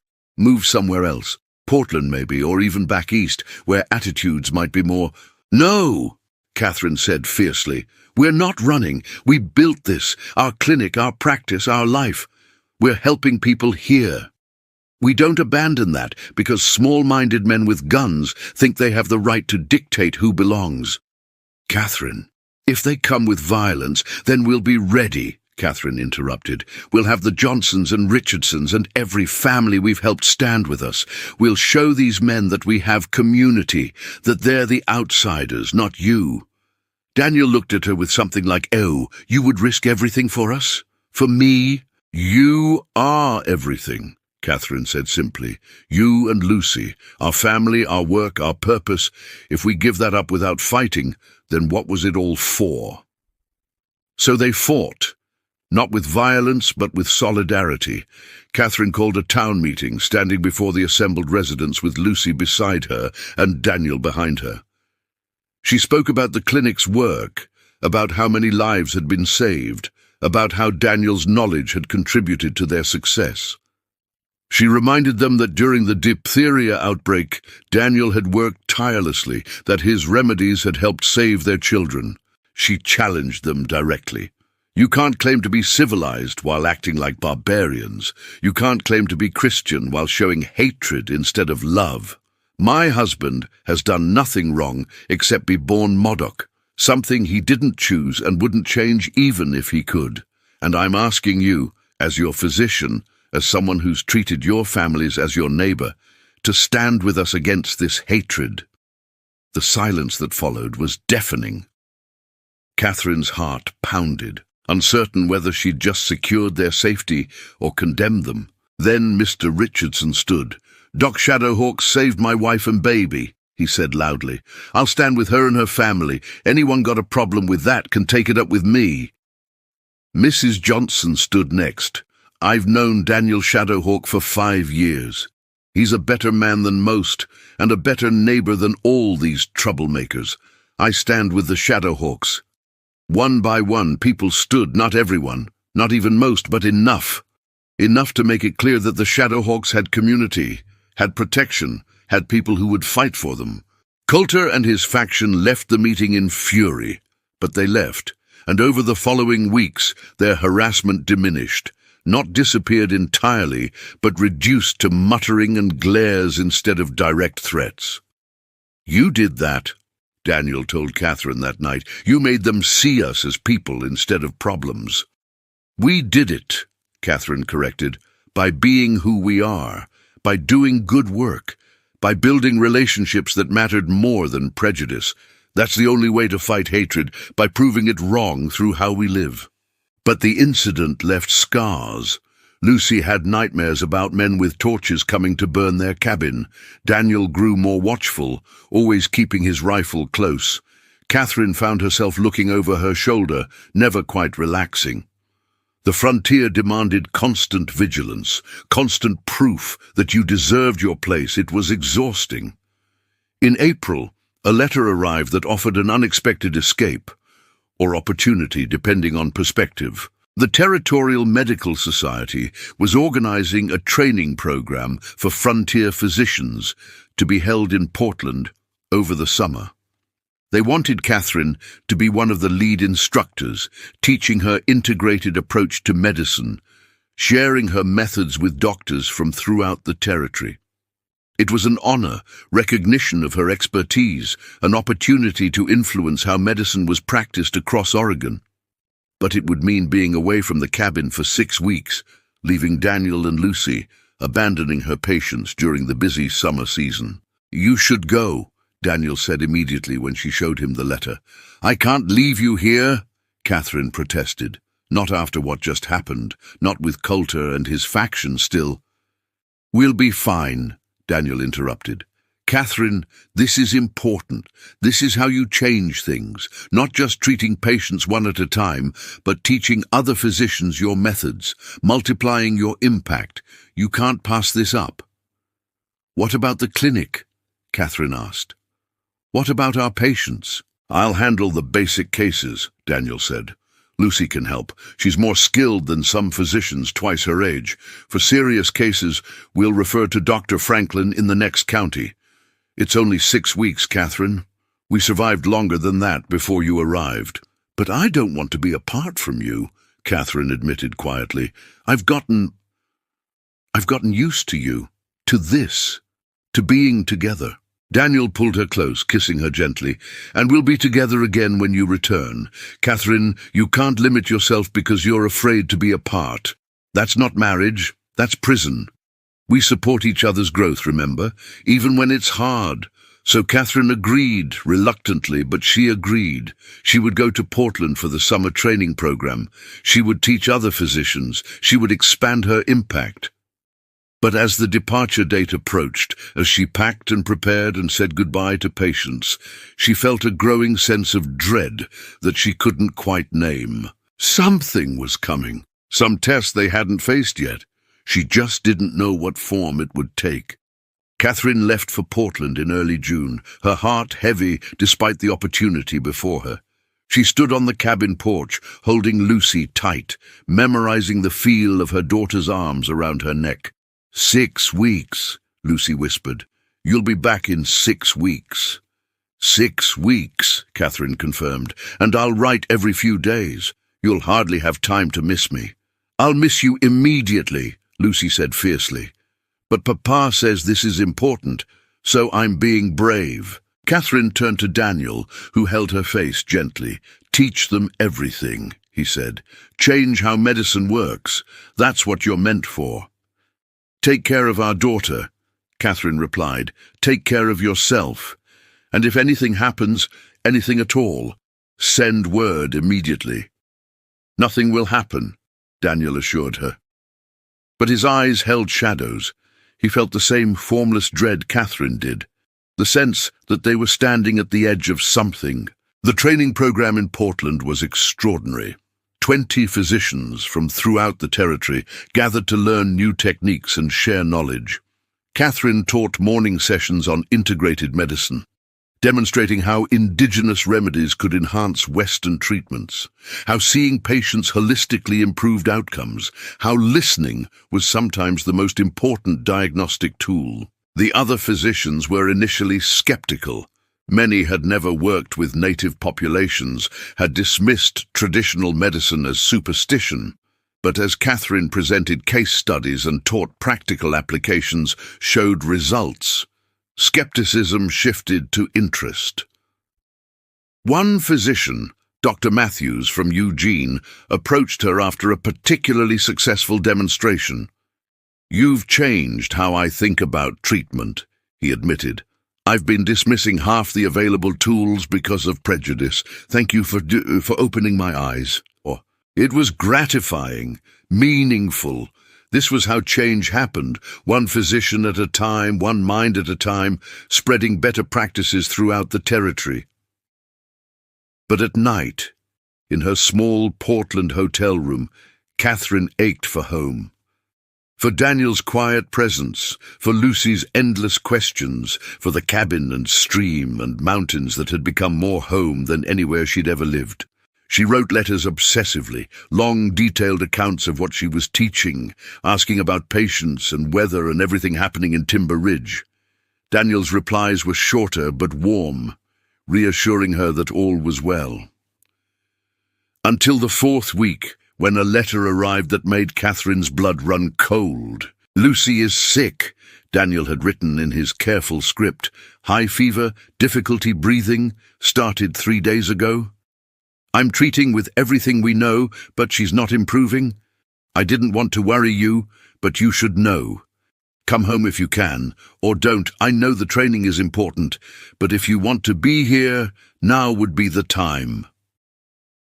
Catherine was packed within an hour, explaining to the program directors that she had a family emergency, that she would send her teaching notes but had to leave. They tried to convince her to stay just 2 more weeks. The program was almost finished. But nothing was more important than Lucy. The journey back to Timber Ridge took 3 agonizing days. Catherine arrived at the cabin near midnight, exhausted and terrified, to find Daniel sitting beside Lucy's bed, his face haggard. Lucy lay still, her breathing labored, her skin burning with fever. She looked small, suddenly younger than 10, fragile in a way Catherine had never seen. "How long?" Catherine asked, already examining Lucy, checking her pulse and breathing and the distinctive symptoms. 6 days now," Daniel said hoarsely. "She's getting worse. Catherine, I've tried everything. Our remedies, Dr. Franklin's suggestions, prayer. Nothing is working." Catherine's medical training warred with her maternal panic. She forced herself to think clinically. What illness presented like this? Fever, breathing difficulty, lethargy. It could be pneumonia, could be influenza, could be any number of... Then she saw the rash, faint but present, spreading across Lucy's chest. Scarlet fever, advanced stage, dangerous. "We need to cool her down," Catherine said, falling into physician mode because it was the only way to function. Immediately. "Daniel, bring cold water from the stream. And the willow bark solution. We need to get her fever down before it causes permanent damage." They worked through the night, Catherine and Daniel moving in synchronized rhythm, using every technique they knew. Cooling baths, herbal remedies, positioning to ease breathing, talking to Lucy even though she couldn't respond, telling her to fight, to hold on, that they needed her. As dawn broke, Lucy's fever finally dropped slightly. Not broken, but reduced, enough that Catherine could breathe again, could think beyond the next immediate crisis. "Why didn't you tell me sooner?" she asked Daniel, exhaustion making her voice sharp. "I could have come earlier." "Because you were doing important work," Daniel replied, his voice equally strained. "And because I thought I could handle it. That I didn't need to pull you away from something that mattered." "Lucy matters more than any training program," Catherine snapped. "I know that," Daniel shot back. "Don't you think I know that? But Catherine, you can't always be here. You have to trust that I can handle things, that I'm not helpless without you." The words hung between them, revealing tension that had been building beneath the surface. The weight of Catherine's growing career versus family obligations, Daniel's pride versus his need for help, the impossible balance they were trying to strike. "I'm sorry," Catherine said quietly, deflating. "I'm not saying you're helpless. I'm saying I should have been here with both of you, because this is where I belong." "You belong in Portland too," Daniel replied, softer now. "Teaching other physicians, changing medicine. You can't shrink your world down to just this cabin, Catherine. That's not fair to anyone."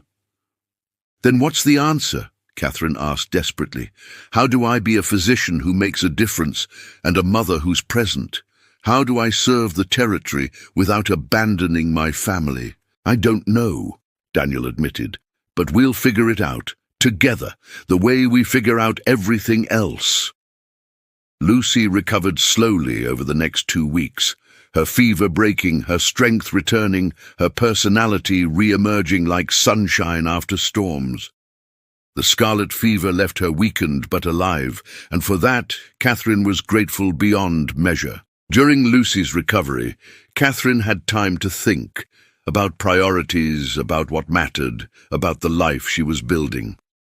She'd been so focused on proving herself, on expanding her impact, that she'd almost lost sight of why she was doing it all. She was healing people because she'd been healed by Daniel's kindness, by Lucy's love, by this community that had accepted her. The work wasn't separate from family. It was an extension of family, taking the love she'd been given and spreading it outward. But she also couldn't ignore her larger calling. She had knowledge and skills that could help people beyond Timber Ridge. Turning inward completely would be a waste of what she'd learned. The solution came from an unexpected source: Lucy herself. "Mama," Lucy said one afternoon, still pale but sitting up, her mind sharp as ever.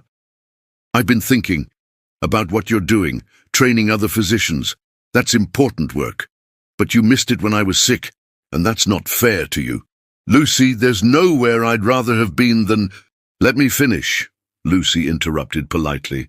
What if we made the clinic bigger? What if you trained physicians here instead of in Portland? They could come to us, watch you work, learn your methods, practice with real patients. You wouldn't have to leave, and I could learn too, and we'd be together. Catherine stared at her daughter, stunned. It was brilliant. Instead of Catherine going to physicians, physicians would come to her, learning in the environment where her methods had developed, seeing integrated medicine in action. "A teaching clinic," Catherine said slowly, "right here. Students would live and work with us for months at a time, learning by doing." "Would that work?" Daniel asked, considering. "Would physicians be willing to come here?" "After what I taught in Portland," Catherine said, excitement building, "I think they would. I think this could be something revolutionary, a new kind of medical education, practical, integrated, focused on results rather than theory." Over the following months, Catherine and Daniel built exactly that, a teaching clinic attached to their cabin. They constructed additional rooms for students, expanded the treatment areas, set up a library of medical texts in both English and Modoc. The first group of physician trainees arrived in late fall, 3 doctors eager to learn Catherine's methods. They watched her work, practiced techniques, learned indigenous remedies from both Catherine and Daniel. They treated real patients under supervision, making mistakes and learning from them. Lucy assisted with teaching, demonstrating procedures with a confidence that belied her 11 years. She was a bridge, young enough that students didn't feel threatened by her, skilled enough that they respected her knowledge. The teaching clinic became exactly what Lucy had envisioned, a place where Catherine could expand her impact without leaving her family, where students learned medicine that honored multiple traditions, where healing happened on every level. Word spread throughout the territory. More physicians applied for training than Catherine could accept. The Territorial Medical Society officially recognized the clinic as an accredited training site. Catherine's integrated approach began appearing in practices from Portland to the California border. She was changing medicine, not from the top down through institutions, but from the ground up through practical demonstration and passionate teaching. One evening in December, as snow began falling softly outside, Catherine sat by the fire with Daniel while Lucy studied medical texts across the room. 3 trainee physicians were in their quarters, reviewing the day's cases. "Did you ever imagine it would turn out like this?" Daniel asked quietly. "When you first arrived with your trunk and that letter about a ranch that didn't exist?" Catherine laughed softly. "I imagined dying," she admitted. "I imagined failing completely, ending up—" She shook her head. "I never imagined this. A family, a practice, students, a life that feels purposeful." Do you ever wonder what would have happened if Thomas Whitmore had been real? Daniel asked. If you'd married him instead? Catherine considered the question seriously.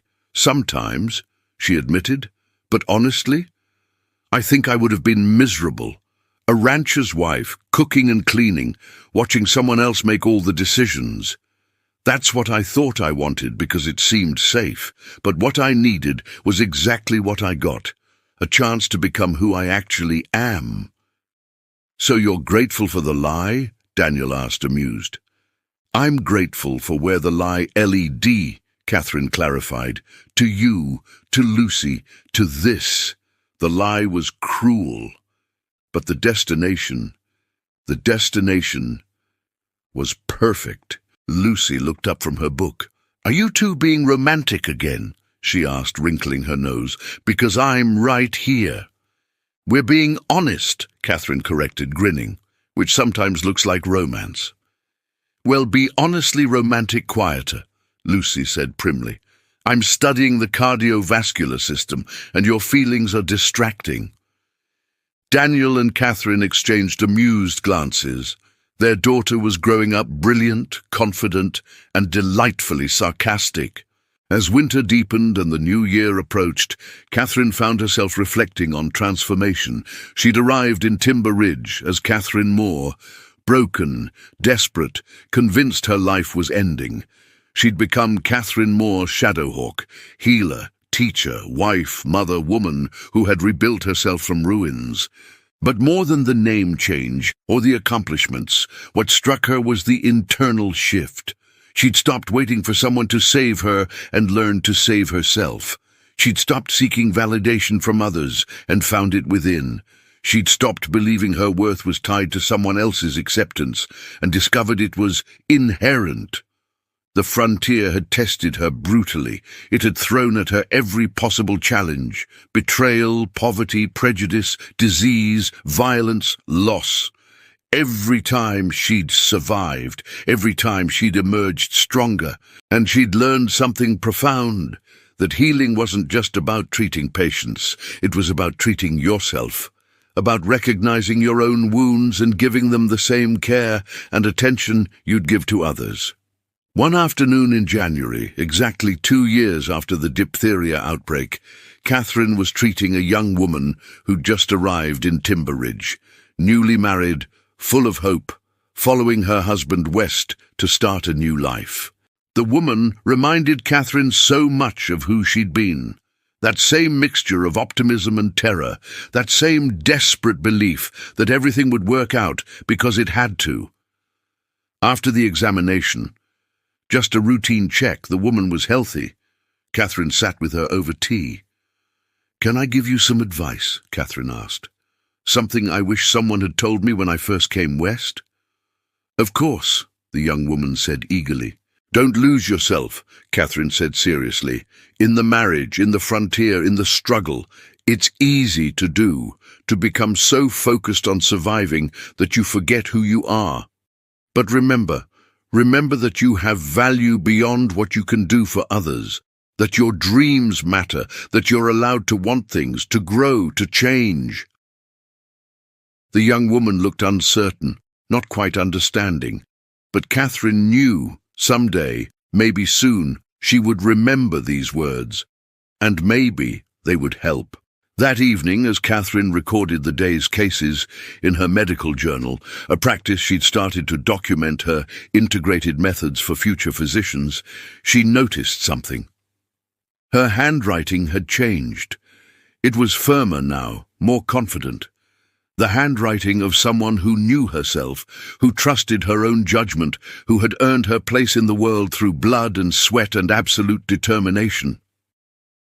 She paged back through earlier entries from when she'd first started the journal. The handwriting there was tremulous, uncertain. The notes were tentative, questioning every decision. The progression was visible, the journey from broken to whole, captured in ink on paper. Lucy appeared at her shoulder, reading over her. Your writing got better, she observed. Everything got better, Catherine replied softly, because I got better, because we got better. "Do you think I'll be as good a doctor as you?" Lucy asked, a question she'd never voiced before, revealing hidden insecurity. Catherine turned to face her daughter fully. "You'll be better than me," she said with absolute conviction, "because you're starting younger, learning from multiple traditions from the beginning, and you have something I had to learn: confidence. You believe in yourself, Lucy. You know your worth. That will make you extraordinary." "But what if I fail?" Lucy whispered. "What if I make mistakes? What if people die because I'm not good enough?" "You'll make mistakes," Catherine said honestly. "Everyone does. And yes, sometimes people will die despite your best efforts. That's the hardest part of medicine, knowing you can't save everyone. But Lucy, listen." She cupped her daughter's face gently. "Mistakes don't define you. How you respond to mistakes defines you. You learn, you grow, you keep trying, and you remember that every life you save matters more than the ones you couldn't." "That's what you did, isn't it?" Lucy said. "When the diphtheria outbreak happened, when children died, you kept going." "I did," Catherine confirmed. "Because giving up would have meant all those deaths were for nothing, but continuing meant they became lessons, painful lessons that helped me save others later. That's how we honor the losses, Lucy, by using them to become better." Lucy hugged her tightly. "I want to be like you when I grow up," she whispered. "You already are like me," Catherine replied, "in all the ways that matter." As spring arrived again, the third spring since Catherine's arrival, the teaching clinic was thriving. They'd trained 8 physicians in integrated medicine, with 6 more scheduled to arrive for summer training. Catherine's methods were being practiced throughout the territory, improving outcomes and bridging cultural divides. The Shadowhawk family had become an institution, respected, sought after, successful. They'd overcome prejudice through competence, survived threats through community, built something lasting. But more important than professional success was the family itself. Lucy was growing into a remarkable young woman, brilliant, compassionate, confident in ways Catherine had never been at her age. Daniel had found peace, his grief transformed into something gentler, his life full again after years of emptiness. And Catherine had found her purpose. Not the purpose society said she should have, but her own purpose: healing, teaching, building bridges between worlds, being a mother and wife and physician all at once. One evening in May, 3 years to the day after Catherine and Daniel's wedding, they returned to the clearing where they'd been married. Lucy had gone to stay with the Johnsons, giving her parents rare time alone. 3 years, Daniel said, pulling Catherine close as they watched the sunset paint the mountains gold. "Sometimes it feels like 3 lifetimes." "Good lifetimes?" Catherine asked, though she knew the answer. "The best lifetimes," Daniel confirmed. "Catherine, before you came, I was surviving, going through motions, taking care of Lucy, but not really living. You changed that. You brought back color, joy, possibility." "You did the same for me," Catherine said. "I came here broken. You helped me heal. You gave me space to become who I was meant to be." "We healed each other," Daniel corrected. "That's what love is, I think. Not one person saving another, but 2 people choosing to grow together, to be stronger together than apart." They stood in comfortable silence, watching light fade and stars emerge. The same stars that had witnessed Catherine's arrival, desperate, afraid, convinced her life was over. The same stars that had watched her transformation into someone whole. "Do you ever regret it?" Catherine asked quietly. "Marrying me? Dealing with all the complications that came with it, the prejudice, the judgment, the struggle?" Daniel turned her to face him, his hands on her shoulders, his eyes serious. "Not for 1 second," he said firmly. "Catherine, you are the best thing that ever happened to me, to us. You saved Lucy's life. You gave us purpose. You made our family complete. I would face all those complications 1,000 times over for what we have." "I love you," Catherine whispered, the words still feeling new even after 3 years. "I love you completely." "I love you too," Daniel replied. "And I'm grateful every single day for the lie that brought you here, for the broken road that led to US." They kissed as the last light faded. Two people who had found each other in the most unlikely circumstances, who had built something beautiful from loss and chance and desperate hope.